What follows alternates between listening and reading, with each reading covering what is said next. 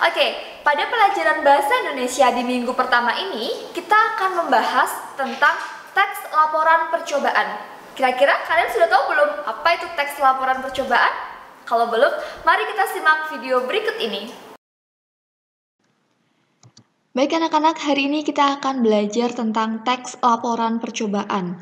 Pada kesempatan kali ini kita akan mempelajari 3 hal, yaitu pengertian, fungsi, dan ciri dari teks laporan percobaan.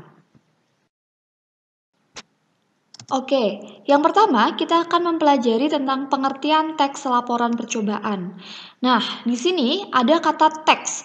Teks adalah bentuk dari sebuah tulisan. Jadi teks itu berupa tulisan, bukan lisan. Kemudian yang kedua ada kata laporan. Laporan itu adalah hal yang bertujuan untuk menyampaikan sesuatu. Jadi sesuatu yang dilaporkan, ada tujuannya untuk menyampaikan sesuatu. Kemudian yang ketiga ada percobaan. Percobaan memiliki kata lain yaitu eksperimen atau kegiatan yang dilakukan untuk menguji atau membuktikan suatu teori. Nah, jadi teks laporan percobaan adalah sebuah teks atau tulisan yang berisi laporan untuk menyampaikan hasil dari sebuah percobaan, baik menguji atau membuktikan suatu teori. Anak-anak, pasti teks laporan percobaan ini sering kita temukan pada mata pelajaran IPA, di mana anak-anak diminta untuk melakukan sesuatu hal berkaitan dengan percobaan, kemudian menuliskan laporan atau hasil dari percobaan tersebut. Baik anak-anak, kemudian kita beralih ke ciri-ciri teks laporan percobaan.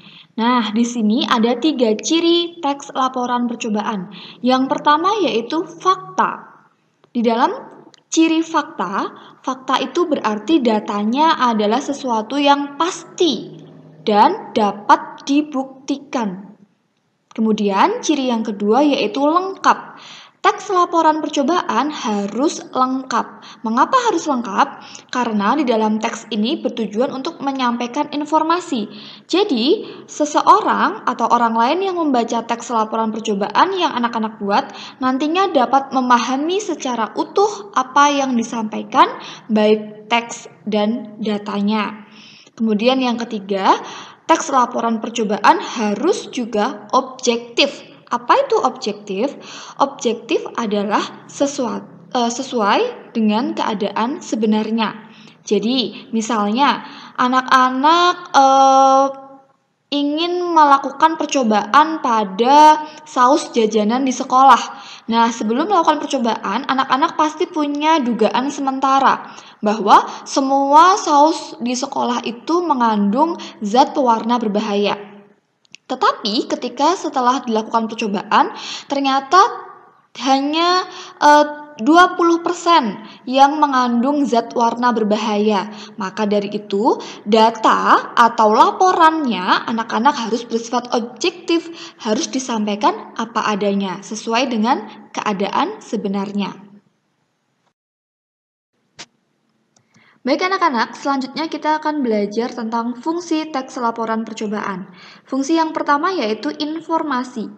Teks laporan percobaan memiliki fungsi untuk memberikan informasi kepada seseorang. Kemudian yang kedua yaitu bukti. Teks laporan percobaan membuktikan dengan melakukan percobaan. Jadi memberi bukti bahwa sesuatu hal yang belum diketahui tadi setelah dilakukan percobaan menghasilkan data-data atau fakta-fakta yang dapat dibuktikan. Selanjutnya yaitu fungsinya adalah sebagai dokumentasi. Ketika kita melakukan percobaan, kemudian kita menuliskannya dalam sebuah teks laporan, maka percobaan tadi akan terdokumentasikan. Datanya akan tidak mudah hilang karena sudah kita tulis.